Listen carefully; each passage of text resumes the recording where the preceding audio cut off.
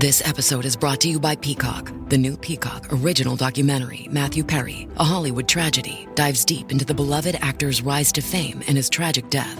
5 people, including Perry's personal assistant, 2 medical doctors, and an alleged Hollywood drug dealer known as the Ketamine Queen, were charged with conspiracy to illegally provide Perry with the ketamine. Explore the details of the case in this heartbreaking special, streaming now only on Peacock.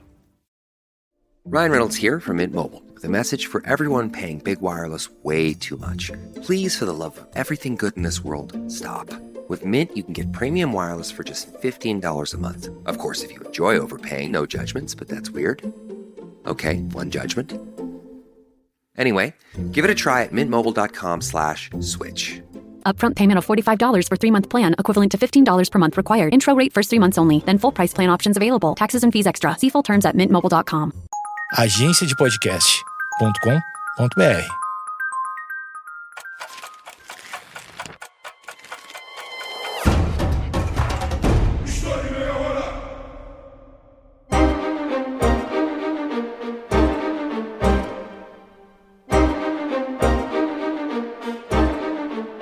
Até que ponto uma liderança consegue moldar a história do seu país? Como que uma guerra pode arruinar toda uma geração? Essas são apenas algumas perguntas que podemos nos fazer quando estudamos com mais atenção o que foi o franquismo, o governo ditatorial na Espanha, onde Francisco Franco liderou o país por quase 40 anos. Esse governo autoritário fez parte de um período em que outros países europeus e até brasileiros estavam envolvidos com a mesma forma de governar. Então, como iremos ver, o que aconteceu na Espanha tinha uma forte ligação com um contexto internacional.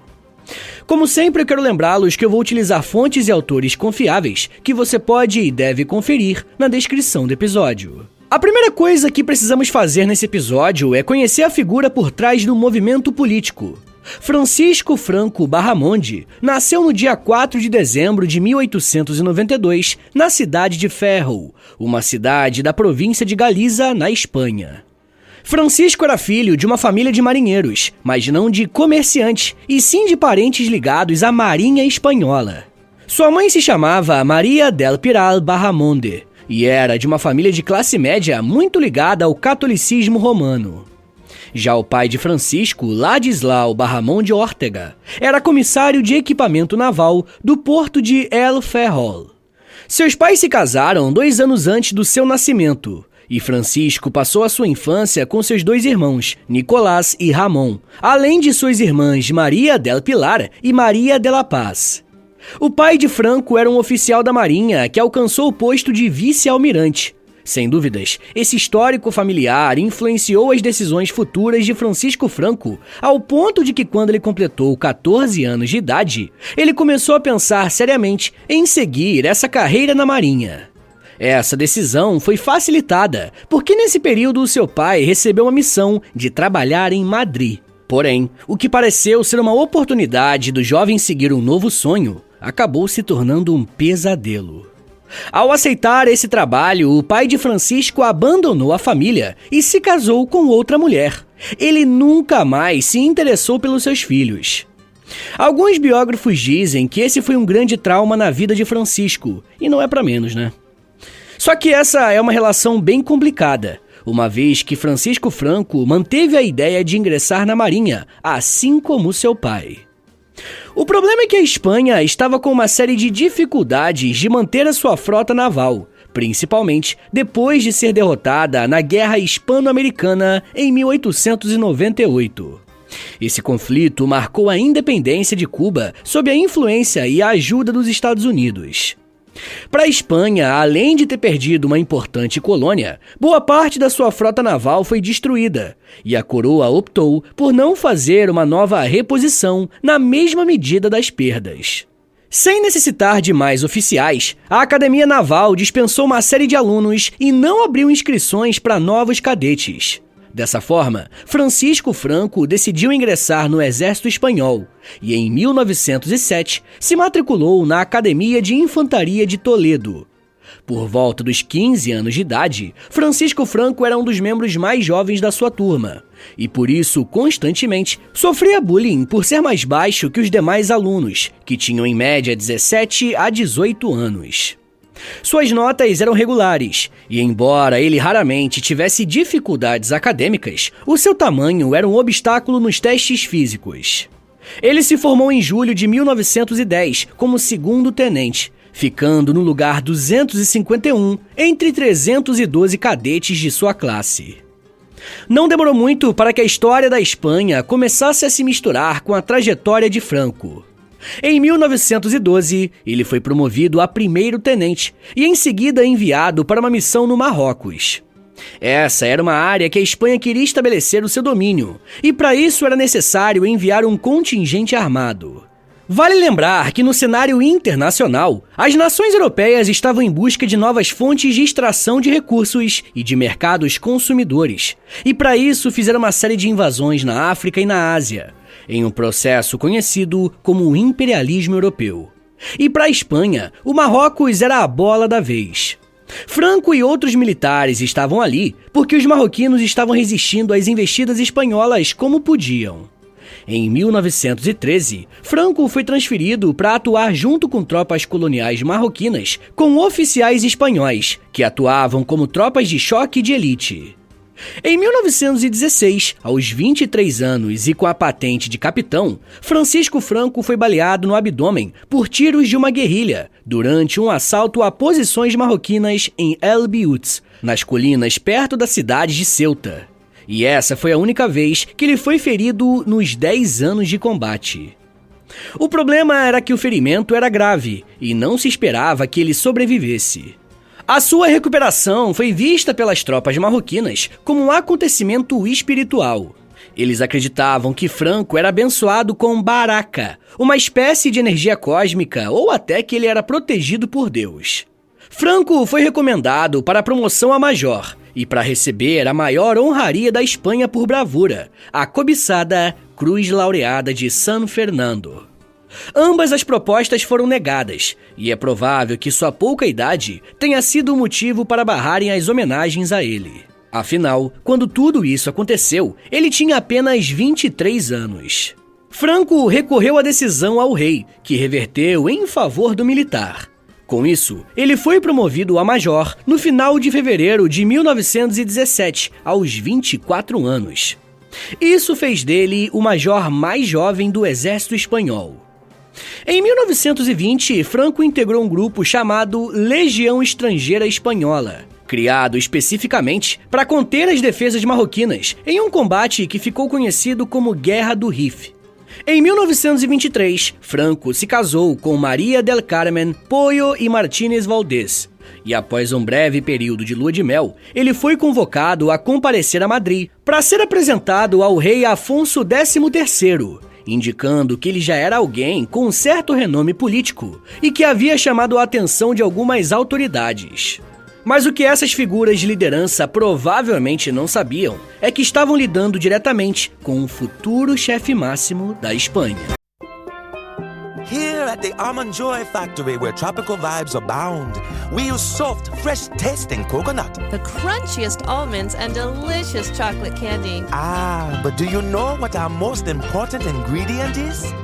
Sometimes you feel like a nut. Sometimes you don't.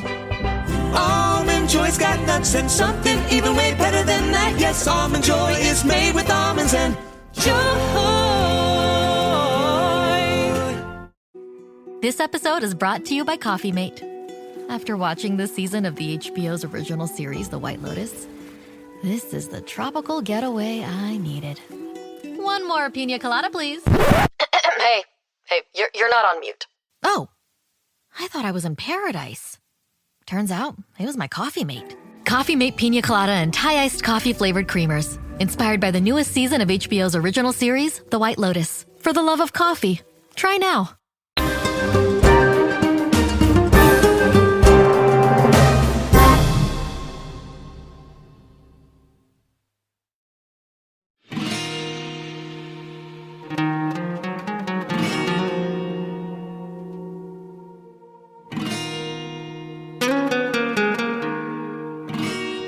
A trajetória militar e política de Francisco Franco continuou diretamente ligada às ações no norte da África, mais especificamente no Marrocos. Após liderar uma série de conflitos contra os marroquinos, Franco foi alçado à patente de general no dia 3 de fevereiro de 1926, se tornando também o general mais jovem da Europa, com 33 anos de idade. Para chegar a esse patamar, Franco contou com o apoio e uma certa reverência de uma camada considerável das Forças Armadas, que viam nele uma figura de autoridade incontestável. O problema era que a instituição que lhe servia não estava tendo o mesmo prestígio que o próprio Francisco Franco. E eu não tô falando do exército, e sim da monarquia espanhola. Em abril de 1931, foram realizadas eleições municipais, que para muitos historiadores acabaram sendo uma espécie de plebiscito sobre a própria monarquia. A Aliança Republicano-Socialista não conseguiu conquistar a maioria dos municípios na Espanha, mas obteve uma vitória esmagadora em todas as grandes cidades e em quase todas as capitais do país. Essa eleição foi diferente por conta do que aconteceu em 1929 em Nova York. E sendo mais específico, eu tô falando da quebra da Bolsa de Valores, a crise de 29. Nesse período, a Espanha passou por uma política agitada de alternâncias entre esquerda e direita, em busca de soluções para amenizar os problemas econômicos da época. Os monarquistas e o exército desertaram, e por isso o rei Afonso XIII decidiu abandonar o país e se exilar, dando lugar à Segunda República Espanhola. Embora Franco acreditasse que a maioria do povo espanhol ainda apoiava a coroa e também lamentava o fim da monarquia, ele não se opôs e nem desafiou a legitimidade da república. O problema foi que o governo republicano começou a mexer em algumas estruturas do Estado que pertenciam às Forças Armadas, como por exemplo a Academia Geral Militar, que era uma escola de cadetes que o Francisco Franco tinha atuado como diretor. O encerramento da academia pelo ministro da Guerra provisório, o Manuel Azaña, colocou Franco em confronto contra a República Espanhola. Azaña considerou o discurso de despedida de Franco aos cadetes um insulto. No seu discurso, Franco reafirmou a necessidade de disciplina e respeito da República em relação aos militares. Azaña registrou uma suspensão oficial no arquivo pessoal de Franco. E durante 6 meses, ele ficou sem cargo e sob vigilância. A essa altura, Franco era assinante do jornal Acción Española, uma organização monarquista, e acreditava firmemente em uma suposta conspiração judaico-maçônica bolchevique. Essa teoria defendia que judeus, maçons e comunistas, e até outros movimentos de esquerda, procuravam a destruição da Europa cristã, sendo a Espanha o alvo principal. Se você já ouviu outros episódios que eu fiz no História em Meia Hora a respeito da formação de alguns movimentos de extrema-direita, você deve ter percebido que a crença em teorias conspiratórias que envolvem judeus e comunistas era algo bem comum. A década de 30 se mostrou um momento de muitas agitações no país. E em 1936, setores de esquerda, como liberais, republicanos e até comunistas, formaram a Frente Popular, ou Frente Popular da Espanha, com o movimento de competir contra os setores da direita nas eleições, que eram compostos por conservadores, militares, católicos e monarquistas. No mesmo ano, Francisco Franco e outros militares espanhóis formalizaram um golpe de Estado, com o apoio de um grupo conhecido como Falange, uma organização política espanhola inspirada no fascismo italiano e fundada por José Antônio Primo de Rivera, um advogado e político espanhol que era visto como uma figura messiânica que iria salvar a Espanha da crise política e financeira. Nesse contexto conturbado, socialistas e trabalhadores operários realizaram um levante na tentativa de impedir um governo ditatorial no território espanhol. Foi a partir daí que se iniciou um pesado conflito entre os republicanos e socialistas com o apoio do exército soviético e também setores militares espanhóis. Eles lutaram contra as Forças Armadas sob o comando de Francisco Franco e de outros ditadores, incluindo Adolf Hitler, Benito Mussolini e Antônio Salazar. Esses conflitos ficaram conhecidos como Guerra Civil Espanhola, que teve início em 1936 e terminou em 1939. Aqui no feed do História em Meia Hora tem um episódio completo sobre essa guerra civil e eu recomendo que vocês ouçam. Além de ser um conteúdo bom, para complementar esse aqui, ele também serve para compreender a série de acontecimentos do século XX. As tropas lideradas pelo Francisco Franco assumiram o controle da Espanha, através de uma guerra marcada pelo desgaste e por muita violência. Durante o conflito, muitas prisões e execuções de adversários dos franquistas foram feitas. Com o fim da guerra, Francisco Franco assumiu o poder no país e se colocou como líder máximo da Espanha, dando início ao período que nós conhecemos como franquismo, começando seu governo em 1939. Após a vitória de Franco, a Falange foi declarada o único partido político com permissão de atuar na Espanha e se firmou como principal grupo político de uma ação que eles chamavam de Movimento Nacional. Nesse estado de exceção, Franco tinha mais poder político do que a imensa maioria dos líderes que vieram antes dele. Para vocês terem uma ideia, ele nem precisava consultar o parlamento ou o gabinete de governo para criar novas leis. Segundo o historiador Stanley G. Payne, Franco tinha mais poder no dia a dia do que Hitler e Stalin possuíam nos seus respectivos países. O professor Payne mostrou que Hitler e Stalin, pelo menos, mantinham uma espécie de estrutura parlamentar, o que dava minimamente um ar de legalidade e de democracia. Já o ditador espanhol dispensou o uso de outras esferas de poder no país. E se liga só no que o professor Stanley Payne falou sobre essa relação do Franco, abre aspas. A falta de um parlamento oficial tornou o governo de Franco o mais puramente arbitrário do mundo. Fecha aspas. Franco aproveitou o período em que ele tinha praticamente poderes absolutos na Espanha para imprimir as suas marcas no país e modificar a política interna por muitas décadas. Pessoal, eu já quero falar mais sobre como que o franquismo se manteve de pé e quais foram as principais medidas desse regime autoritário. Mas me dá um minutinho aí, tá, gente, que daqui a pouco a gente volta e eu falo um pouco mais sobre economia, nacionalismo, línguas, religião e traidores. Segura aí, que é um minutinho só.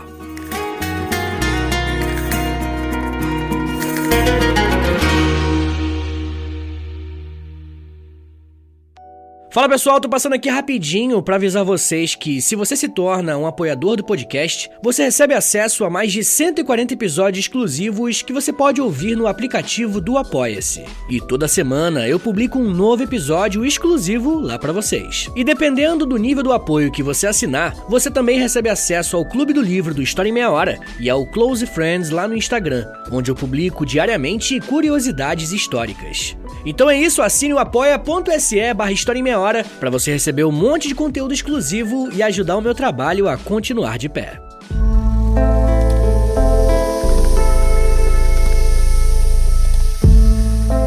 Abre aspas. O tempo do flamenco acabou. Vivemos na época das facas. É hora de Grimal. O que as provocações importam para você? Quem faz sombras na parede quando o carrasco bate o tempo? Franco la muerte.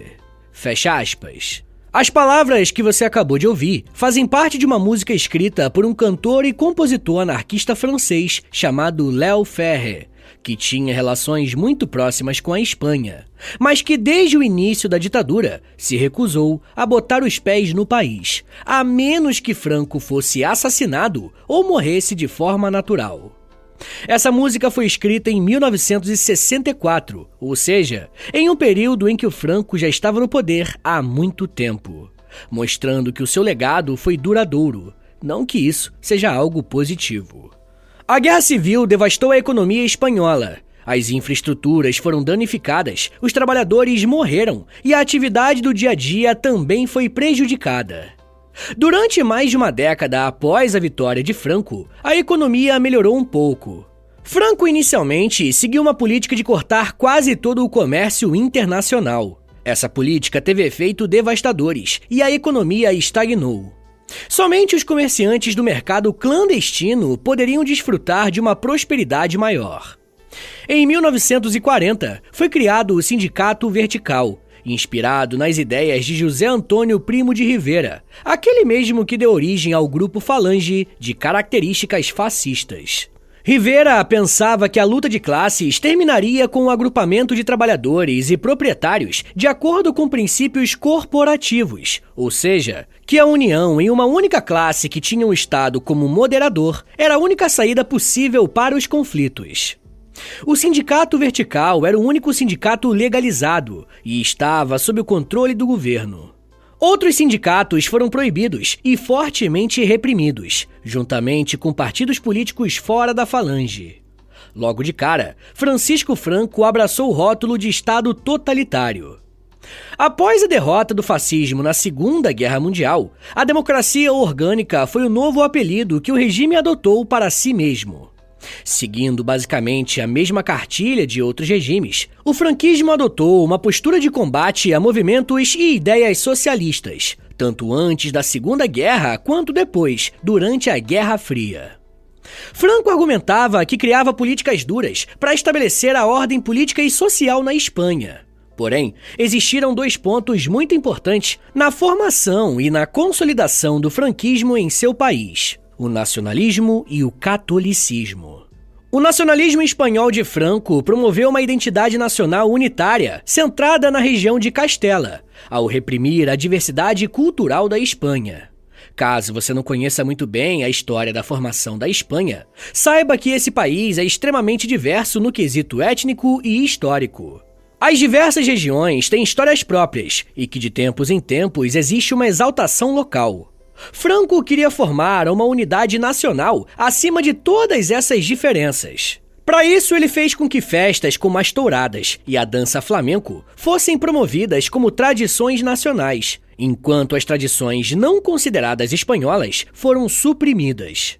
E claro, essas que foram oficialmente abandonadas eram aquelas que se relacionavam com o regionalismo espanhol. No campo político, Franco relutou em decretar qualquer forma de descentralização administrativa e legislativa, e manteve uma forma de governo totalmente centralizada, com uma estrutura administrativa ditatorial. Mesmo que essa seja uma decisão política, o que está em combate aqui é a questão da unidade nacional. Como resultado desse tipo de governo, a atenção e as iniciativas de Estado eram limitadas e muitas vezes dependiam mais da boa vontade dos representantes escolhidos pelo ditador, que estavam espalhados pelo país, do que das necessidades regionais. Franco eliminou a autonomia administrativa a essas regiões, que havia sido concedida pela Segunda República Espanhola, e aboliu seus privilégios fiscais. Em relação a essas divergências do local para o nacional, as províncias bascas foram fortemente impactadas, sendo consideradas pelo ditador regiões traidoras. É claro que isso gerou uma série de revoltas e focos de resistência contra Franco. E eu quero falar mais sobre esse assunto em um episódio exclusivo para os apoiadores do podcast lá no Apoia-se. Se você quiser ouvir esse e os outros mais de 150 episódios exclusivos que já tem por lá, basta assinar o apoia.se/História em Meia Hora ou clicar no link da descrição. Além de você receber um monte de conteúdo exclusivo, você também ajuda o meu trabalho a continuar de pé. Bem, ainda sobre o tema da unidade nacional, Francisco Franco também usou uma política linguística na tentativa de estabelecer a homogeneidade nacional em um único idioma. Algo que não existia na Espanha daquele período, e que até hoje a gente ainda vê disputas principalmente envolvendo as línguas espanholas e o catalão. O governo revogou o Estatuto Oficial e o reconhecimento das línguas basca, galega e catalã que a República concedeu pela primeira vez na história da Espanha. A antiga política de promoção do espanhol como única língua oficial do Estado e da educação foi retomada, embora milhões de cidadãos do país falassem outras línguas. O uso de outras línguas que não o espanhol foi proibido. Todos os documentos governamentais, legais e comerciais deveriam ser redigidos exclusivamente em espanhol, e qualquer escritos em outras línguas foram considerados nulos e sem efeito. O uso de qualquer outro idioma era proibido em escolas, publicidade, cerimônias religiosas e sinalização rodoviária e comercial. As publicações em outras línguas foram geralmente proibidas, embora os cidadãos continuassem a usá-las em privado.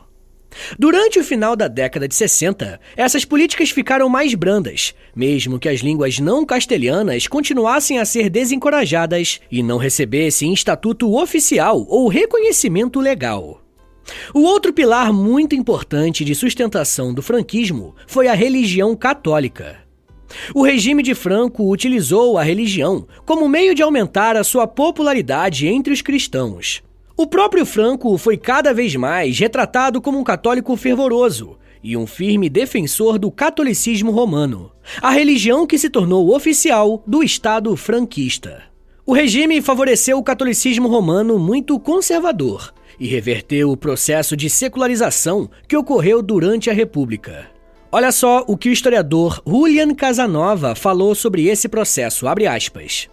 A simbiose entre religião, pátria e caudilho fez com que a Igreja assumisse grandes responsabilidades políticas, uma hegemonia e um monopólio além dos seus sonhos mais loucos, e desempenhou um papel central no policiamento dos cidadãos do país. Fecha aspas.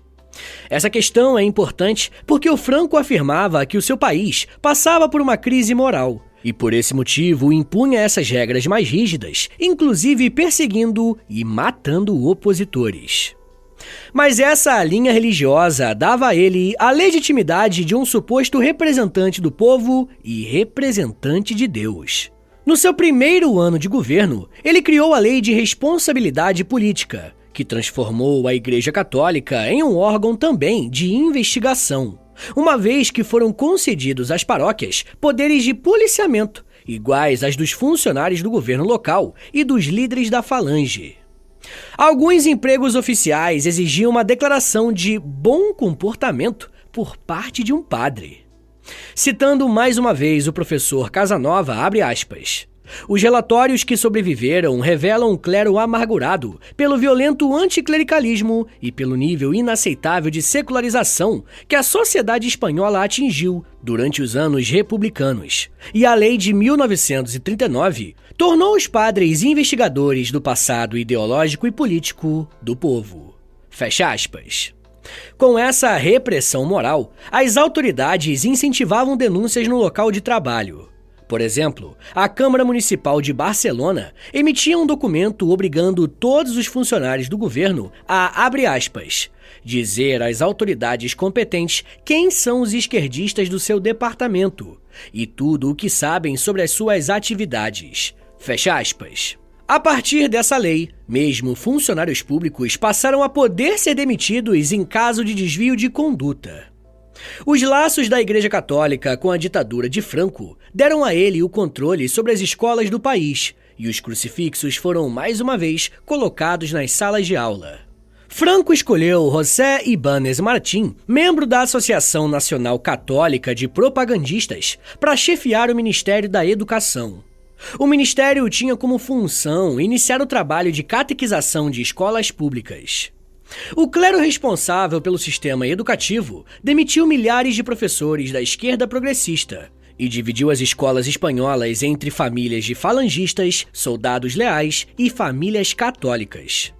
Em algumas províncias, como em Lugo, praticamente todos os professores foram despedidos. Todo esse processo foi acompanhado de muitas críticas e que de tempos em tempos ganhavam mais força. Só que, diferentemente de outras situações, como no próprio salazarismo, o regime franquista não se tornou mais fraco conforme o líder envelhecia. É claro que ele não ditava o ritmo da política da mesma forma, mas o nacionalismo e o catolicismo estavam tão presentes na Espanha que eles acabaram se tornando o pilar de sustentação do próprio regime ditatorial. No final da década de 60, Franco já estava na casa dos 70 anos, e por isso decidiu nomear um sucessor. O escolhido foi o príncipe Juan Carlos de Borbón, que havia sido educado por ele na Espanha.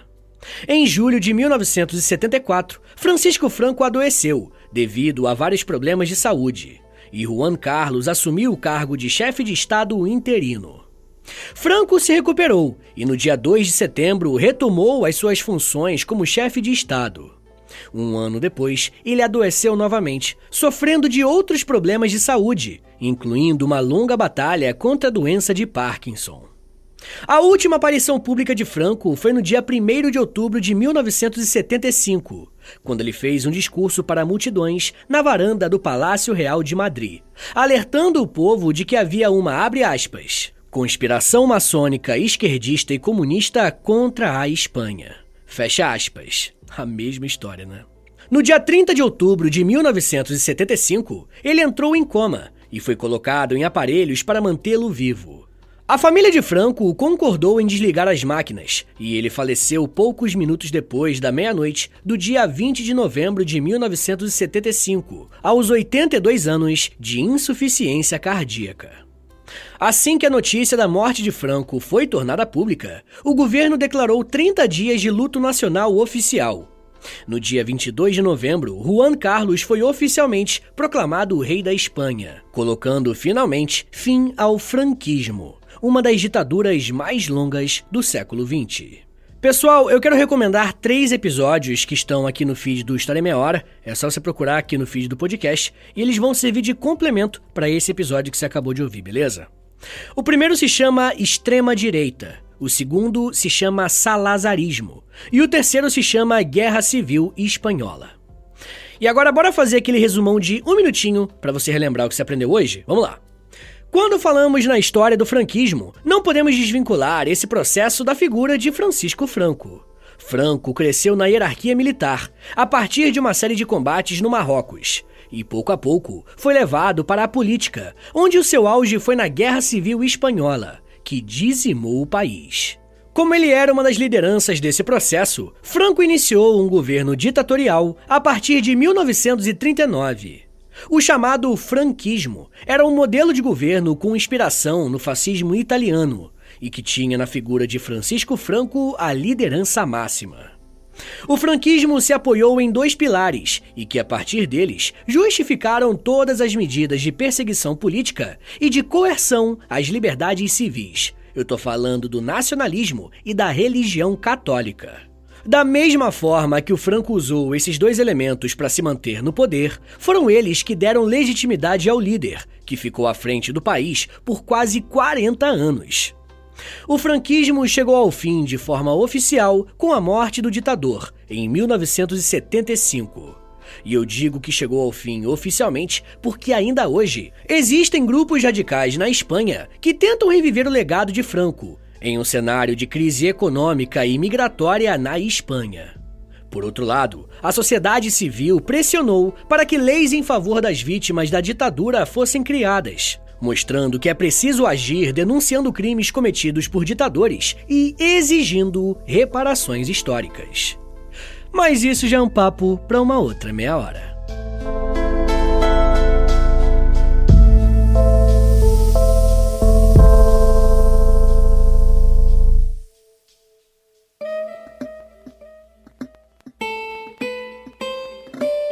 Senhores, muito obrigado por terem ouvido até aqui. Meu nome é Vitor Soares, eu sou professor de História e você acabou de ouvir o História em Meia Hora. Segue a gente aí na sua plataforma de áudio favorita para não perder nenhum episódio. Se você estiver ouvindo no Spotify ou na Apple Podcast, avalia o nosso podcast aí com 5 estrelinhas, tá bom? Quero lembrá-los também que a melhor forma de apoiar o podcast é assinando o nosso Apoia-se, tá bom? É apoia.se/História em Meia Hora. Uma outra forma de ajudar o podcast é através do nosso Pix. Anota aí que é o meu Pix e o meu contato também. É historiaemmeiahora@gmail.com. Mas se você não tiver condições de ajudar o podcast financeiramente, mas quer ajudar de outra forma, a melhor forma de longe é, primeiro, indicando o podcast para um amigo e, segundo, compartilhando nas redes sociais. Aí você aproveita e me marca no @História em Meia Hora, porque aí eu vou poder te agradecer pela ajuda. Se você tiver a fim de ouvir um podcast mais de humor, mas que também tenha temática histórica, ouça meu outro podcast, é o História pros Brother. Ouve lá depois que eu acho que você vai gostar. Eu também crio conteúdo pro TikTok, Instagram, Twitter, tudo no @Prof. Vitor Soares. É o meu perfil pessoal. Aproveita e segue ele também. Então é isso, gente. Muito obrigado, um beijo, até semana que vem e valeu!